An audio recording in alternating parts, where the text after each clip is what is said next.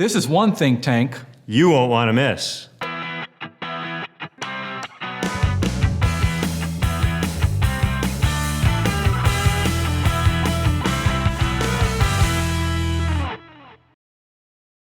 Hi, I'm Paul Potratz. And I'm Robert Donovan. Boy, this is kind of crazy. I mean, for those of you guys that don't know Robert Donovan is, boy, he's a big competitor of mine. It's crazy. I mean, every time we go on a pitch, it's like, oh, you're going up against Dealer Online, Dom360, Robert Donovan. I mean, I hope it's that way for you too. Yeah, sometimes I wish that I'm the last person at the pitch because I know if you're the last person, it's going to be pretty tough to knock you out of there. It's great friendly competition. Exactly. We love each other. So. That's right. Dirt bike guys, name it. I'll give you a hug here. All right. So guys, this week we're going to talk about Mr. Content versus Mr. Retail. And we'll see where it goes from there. But, my belief, content is a way to engage that shopper and make them feel like, yeah, that's the product that I need. That's the service I need. Right. And, it's like I'm your evil nemesis here because I'm Mr. Retail and I'm like, I need to sell cars and I need to create urgency. And, well, what's more important? And you want to be talking about us pages and community pages and building out YouTube channels, and I want to be merchandising, and it's a constant push-pull, and we think that's a very important thing for dealerships to talk about nowadays. Yeah, but I mean, you think about it though, with content is going to engage them. They're going to be on your website. They're going to spend more time on your website. It's going to help the SEO of your website. It's going to have the person saying, yes, I need that. I want that. And I'd look good with it. I'd feel good with it. I want to buy it. And we see this all the time. We see a dealership that's hyper engaged with their YouTube channel or their social media, but then I go over here to their service specials and there are none, or the merchandising strategy is not in alignment with the traditional message, or guess what? The paid search is on autopilot and there's no merchandising on the paid search whatsoever. So again, there's all these balls to juggle. Which ones are more important? They're both important, and there's many different layers of each one of those, the content and the retail message. So basically what we're saying is we believe in wearing two hats. You've got to be retail and you've got to be content driven, because one doesn't work well without the other unless it's 1995. And this is a paradigm shift. I mean, we are all hands on deck in the dealership, right? It's like the snow is falling, we need to move cars and shovel the lot out, right? Or there's some customer that we need to deal with in the service drive or whatever. It's like sometimes we just don't feel like we get to the content, right? But it's like, oh, I need to get my print ad done because the deadline is Thursday at 8 o'clock at night and I got to get my print ad in before that. But then it's like, well, wait a minute, that customer needs to feel comfortable on your website. The internet is so impersonal. Why would you want to do business with anybody if you really don't know who they are? Exactly. But what I see, though, with a lot of dealerships and a lot of marketers that are creating content, they're creating faceless, nameless content that doesn't create that authority of the dealership, of the marketer. It doesn't create that brand. And then finally, if they do have the content, it doesn't have the call to action.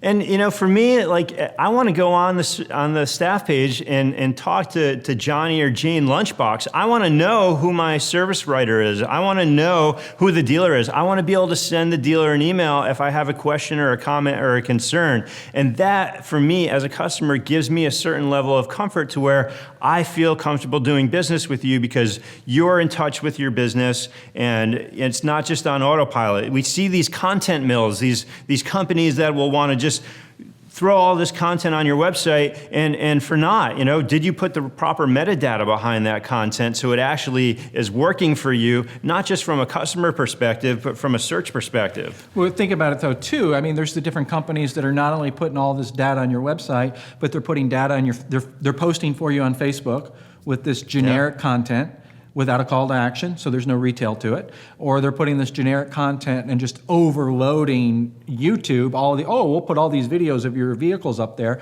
Again, nameless, faceless content with no call to action.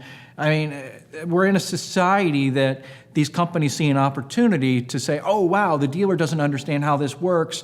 This is a quick way to make a buck. Right. And it's ridiculous. And they're half-stepping it, right? It's like, okay, I'm in, I got my paycheck, and now I'm on autopilot, right? I think we were just looking at a dealership up in your office, Paul, and they're on their social media. What? They didn't have their, they did the delivery shot, which was great, but they didn't have anything tagged in there, right? I mean, exactly. Diane bought a Toyota Highlander, but it was just Diane. They didn't connect with Diane, so they didn't tag her for her friends and family to see it. It said Toyota Highlander. They didn't tag it to their inventory, so people couldn't get to their inventory. And then they said, hey, call us, but there was no phone number, no email address, nothing. So now that person had to go shopping. So that's a half-step approach. That's a half-step, right? And so here I am. I'm Mr. Retail. I'm pulling back, and I'm saying we need to retail. We need a monthly retail message. We need to create urgency. Are we doing a payment? Are we doing a price point? What's the competition doing? And so that is a job in of itself. And so a lot of times it's like, well, that nice Bluetooth video on the YouTube channel just gets kind of taken out of the mix because we're so busy doing everything else, and so it's so important that both of them are in play, and it's really hard to get that done in a dealership nowadays. It really is. And I think that's the point that we're trying to make on this video. Is we're going on this, that an ideal strategy, or the strategy you need in today's time, is you have to have a content-driven strategy to create your authority, to create engagement, to create, so many things, because that's what a person needs: justification when they're going to purchase. But then you need that retail strategy. Right. And I've seen numerous dealers that have an okay content strategy, but they don't have a retail strategy, right. Or they have a great retail strategy, merchandising, price pointing, and all that, and they don't have a content strategy. You really don't see companies or dealerships that have been able to create a synergy of two. And if you look at an advertising budget, look at every line on that advertising budget. What do you have? You have paid search, and you have display, and you have remarketing, and then you have your direct mail piece, and your TV buy, and your video pre-roll. Video pre-roll. You have all of these items, and they're all dedicated to what? They're all dedicated to retail. Can we just get one line item on that budget that says content creation? So we actually are dedicating dollars to the YouTube channel every single month. We're dedicating dollars to building out content. I think you got to point it out, though. You're saying dedicate money to the YouTube channel, but not an automated. Not an automated. I think I think it has to be homegrown. I think it needs to be your dealership. It needs to be your people. It needs to be your process, and that's the only way to make it feel good for the customer. If they go on there and you have some company that's done some how-to video for you, and you look in the background and it's actually some other dealership that they're using their lot footage with snow on the ground, and you're in Florida. Yeah. I mean, that's not working, right? Yeah, no doubt. So. Are your ads lacking creativity? Do you or your agency not know digital? Are you not hitting your goals? Sounds like it's time for a new agency. Let's talk today. Call 866-543-4485 or email yes@ppadv.com. I'm in dealerships every single week. Paul's in dealerships every single week. We are competitors. We're friendly competitors, but we see the same problems, and we're very passionate about this. So we want to just drive it home to whoever's watching this, and whether there's a lot of people watching this. Yeah, there's people on Periscope watching this. How you doing? And there's people on every week that watch this. So that's right. Exactly. That's right. So whether you're a client or not, we want to get this out there so you can do better, and it really is, it's probably one of the most important things nowadays. And you can't do this with an automated approach. I mean, and there's a lot of companies doing automated pay-per-click where they're running their software programs, not mentioning any names, owned by Cox. And there's a lot of companies doing automation that's not giving you that individual. And we see this time and time again in our industry. It's like 10 years ago, we could custom write vehicle descriptions and then get a third-party account to quadruple in results just because we were the only ones writing descriptions. And then what happened? Well, there were these automatic description writers, and then the automatic description writers just kind of automated everything, and then that level, that kind of just took the competitive advantage out of writing descriptions altogether. So it really doesn't even matter if you write one anymore. And so we see that as companies try to automate things, the competitive advantage going away, but custom content and that strategy all behind it and being homegrown, it's never going to get old. It's never going to get old. Let's talk about the custom content, though, because where I'm seeing different dealerships and different marketers do their custom content, and they think, well, I'm doing a great job, but custom content is not the complete answer because they don't have the call to action. Or Right. they're creating a blog site, and this blog site's sitting on some other site that's not even on their own website, so they have all of this separation. It's not bringing it home. And we see this happening. We see companies out there that want one of your subdomains, or they want the content to live on their servers or what have you. You have one URL. Most manufacturers out there want you to have everything on one URL. In fact, they will slap your hand if they find out you have a secondary URL, right? Mm-hmm. So that's for a reason, because everything should be driven home to your website. Your blog site should be on your main website. Live organically on your website, absolutely. Yeah, it shouldn't be a link. You should never create anything that takes them off the main website. And I mean, I know you and I preach that all the time, but right.